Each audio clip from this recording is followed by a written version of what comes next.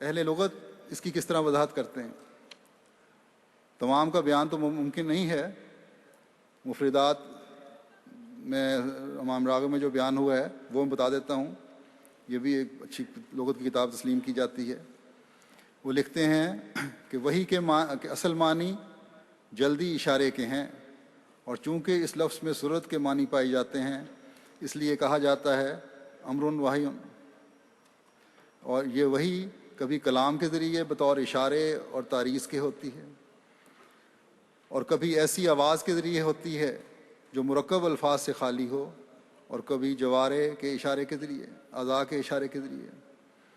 سے ہوتی ہے، اور کبھی کتابت کے ذریعے، اور اسی سے اللہ تعالیٰ کے قول فخرج علی قومہ من المحراب فاوحی الیہم ان سبحوا بکرۃ و عشیا، پس وہ اپنی قوم پر محراب سے ظاہر ہوا اور انہیں اشارہ کیا کہ صبح شام تسبیح کرو۔ فرمایا کہ اسی سے اللہ تعالیٰ کے قول سورہ مریم کی جو آیت ہے کہ بابت بعض نے کہا کہ ان کے نزدیک انہوں نے اشارہ کیا، اور بعض نے کہا کہ انہوں نے لکھ کر بتایا، اور اس الہی، یہ نوٹ کرنے والی بات ہے، اور اس الہی کلام کو بھی جو خدا تعالیٰ کے انبیاء اور اولیاء کی طرف پہنچایا جائے وہی کہا جاتا ہے۔ اب دیکھیں حضرت مسیح موعود علیہ الصلوۃ والسلام کے یہ کہنے پر کہ مجھ پر وہی ہوتی ہے، ایک شور مچ جاتا ہے۔ ہم تو حضرت مسیح موعود علیہ الصلوۃ والسلام کو نبی مانتے ہیں، اور آپ کا یہ دعویٰ بھی ہے کہ میں غیر تشریعی نبی ہوں، اور انبیاء پر تو وہی ہوتی ہے، لیکن امام راغب کے نزدیک اولیاء پر بھی وہی ہوتی ہے، اور یہاں انہوں نے کوئی تخصیص نہیں کی کہ اولیاء اور انبیاء کی وحی کا فرق کیا ہے، بلکہ الہی کلام جو خواہ انبیاء سے ہو یا اولیاء سے ہو اسے وحی کہا جاتا ہے۔ حضرت مسلم موعود رضی اللہ تعالیٰ عنہ نے مختلف لغات سے وحی کے جو معنی اخذ کر کے لکھے ہیں وہ پیش کرتا ہوں۔ آپ لکھتے ہیں مختلف لغات کے معنی لکھنے کے بعد، تفصیل لکھنے کے بعد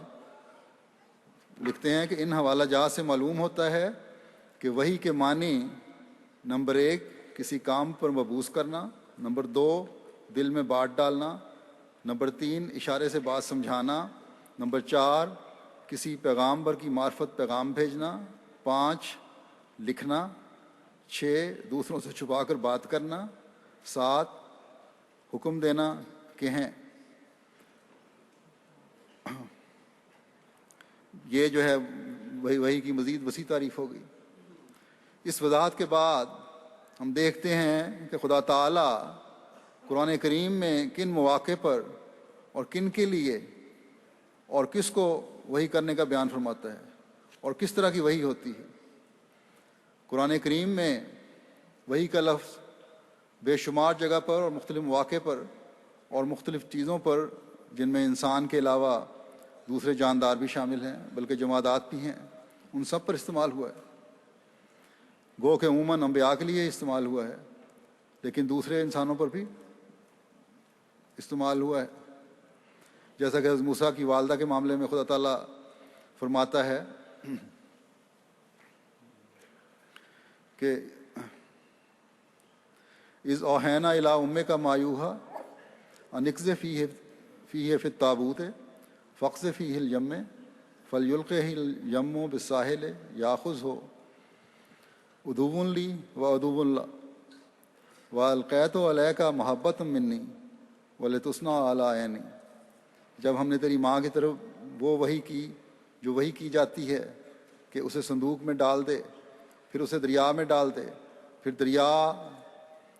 اسے ساحل پر جا پھینکے تاکہ میرا دشمن اور اس کا دشمن اسے اٹھا لے، اور میں نے تجھ پر اپنی محبت انڈیل دی، اور تاکہ یہ بھی ہو کہ تو میری آنکھ کے سامنے پروان چڑھے۔ پھر دوسری جگہ فرمایا وَأَوْحَيْنَا إِلَىٰ أُمِّ مُوسَىٰ أَنْ أَرْضِعِيهِ فَإِذَا خِفْتِ عَلَيْهِ فَأَلْقِيهِ فِي الْيَمِّ وَلَا تَخَافِي وَلَا تَحْزَنِي إِنَّ رَادُّوهُ إِلَيْكِ وَجَاعِلُوهُ مِنَ الْمُرْسَلِينَ۔ اور ہم نے موسیٰ کی ماں کی طرف وحی کی کہ اسے دودھ پلا، بس جب تو اس کے بارے میں خوف محسوس کرے تو اسے دریا میں ڈال دے، اور کوئی خوف نہ کر اور کوئی غم نہ کھا، ہم یقیناً اسے تیری طرف دوبارہ لانے والے ہیں اور اسے مرسلین میں سے ایک رسول بنانے والے ہیں۔ پھر حضرت عیسیٰ کے حواریوں کی طرف وحی کے ضمن میں خدا تعالیٰ فرماتا ہے وَإِذْ أَوْحَيْتُ إِلَى الْحَوَارِيِّينَ أَنْ آمِنُوا بِي وَبِرَسُولِي قَالُوا آمَنَّا وَاشْهَدْ بِأَنَّنَا مُسْلِمُونَ۔ اور جب میں نے حواریوں کی طرف وحی کی کہ مجھ پر اور میرے رسول پر ایمان لے آؤ، تو انہوں نے کہا ہم ایمان لے آئے، پس گواہ ہے کہ ہم فرمانبردار ہو چکے ہیں۔ اب جیسا کہ لغت کے معنوں میں بھی ہم نے دیکھا تھا، ان جگہوں پر بھی وہی کہ یہی معنی ہے کہ خدا تعالیٰ نے دل میں بات ڈالی کہ یہ کرو۔ پھر آسمان کی طرف وہی کا ذکر ہے۔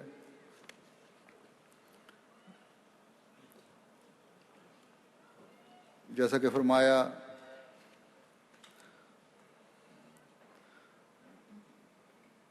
لیکن اس سے پہلے میں پہلی باتوں کی وضاحت کر دوں۔ حضرت مسیح موعود علیہ الصلوۃ والسلام کے اقتباس سے حضرت مسیح موعود علیہ الصلوۃ والسلام اس ضمن میں فرماتے ہیں کہ جو شخص اللہ تعالیٰ اور اس کی آیات پر ایمان لاتا ہے اس پر واجب ہے کہ وہ اس بات پر بھی ایمان لائے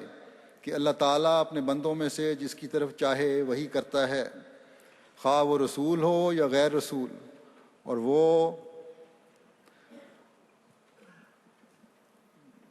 وہ جس سے چاہتا ہے کلام کرتا ہے، خواہ وہ نبی ہو یا محدثوں میں سے کوئی ہو۔ اللہ تعالیٰ نے اپنی کتاب میں یہ خبر دی ہے کہ اس نے موسیٰ علیہ السلام کی والدہ سے کلام کیا، پھر اس طرح اس نے مسیح ناصری علیہ السلام کے حواریوں کی طرف وحی کی۔ پھر آپ فرماتے ہیں کہ اللہ تعالیٰ نے اس محکم کتاب میں بعض مردوں اور عورتوں سے متعلق خبر دی ہے کہ ان کے رب نے ان سے کلام کیا اور انہیں مخاطب کیا، انہیں بعض باتوں کے کرنے کا حکم دیا اور بعض امور سے منع کیا۔ وہ رب العالمین کی طرف سے نہ نبی تھے نہ ہی رسول۔ حضرت فرمایا کہ حضرت موسیٰ کی والدہ کو اللہ تعالیٰ نے کہا کہ لا تخافی ولا تحزنی انا رادوہ الیک وجاعلوہ من المرسلین۔ بس اے منصف اور عقل مند، تم اس بات پر غور کرو کہ اس امت میں جو خیر الامم ہے کیوں بعض مردوں سے خدا تعالیٰ کا کلام کرنا جائز نہیں، حالانکہ اس نے تم سے پہلی امتوں کی عورتوں سے بھی کلام کیا ہے اور پہلوں کی مثالیں تمہارے پاس موجود ہیں۔ بس ہم تو اس یقین پر قائم ہیں کہ آج بھی اللہ تعالیٰ ان لوگوں پر وحی کرتا ہے جن کی نیک فطرت ہے اور جن کا انجام بخیر کرنا چاہتا ہے۔ اس لیے وحی کے ذریعے انہیں مسیح موعود علیہ الصلوۃ والسلام کی مدد کے لیے کھڑا کر دیتا ہے۔ جب اللہ تعالیٰ نے آپ کو فرمایا کہ ینصرک رجال نوحی الیہم من السماء، یعنی ہم تیری مدد ان لوگوں سے کریں گے جن کے دل میں ہم الہام کریں گے، تو اللہ تعالیٰ یہ وحی کر بھی رہا ہے اور آج تک کرتا چلا جا رہا ہے۔ کل میں نے چند واقعات پیش کیے تھے،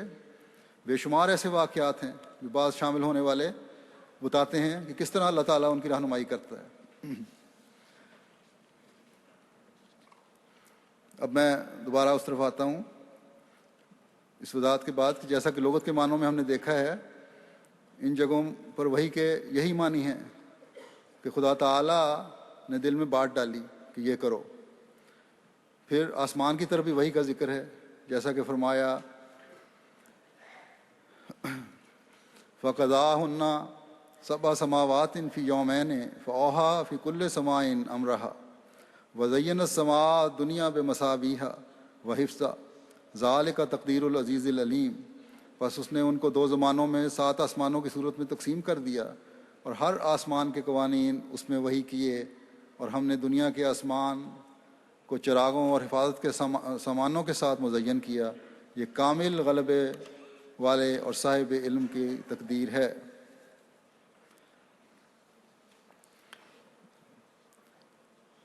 اور آسمان کے سپرد جو کام ہیں یا سیاروں اور ستاروں اور مختلف گیسز ہیں جو فضا میں، ان کو مفوضہ کام ان کے سپرد کیے گئے ہیں۔ زمین پر وحی کا ذکر بھی ملتا ہے سورہ زلزال میں، جیسا کہ فرمایا یومئذ تحدث اخبارہا بان ربک اوحیٰ، اس دن وہ اپنی خبریں بیان کرے گی کیونکہ تیرے رب نے اسے وحی کی ہوگی۔ اور یہ آخری زمانے کے حالات کے بارے میں بیان کیا گیا ہے، اور جو حالات کی تبدیلی ہوگی ان حالات میں اللہ تعالیٰ کی وحی کے مطابق زمین ان باتوں کا اظہار کرے گی، یعنی اللہ تعالیٰ کے حکم سے سب کچھ ظاہر ہو جائے گا، جو آج کل ہو رہا ہے، دنیا دیکھ رہی ہے۔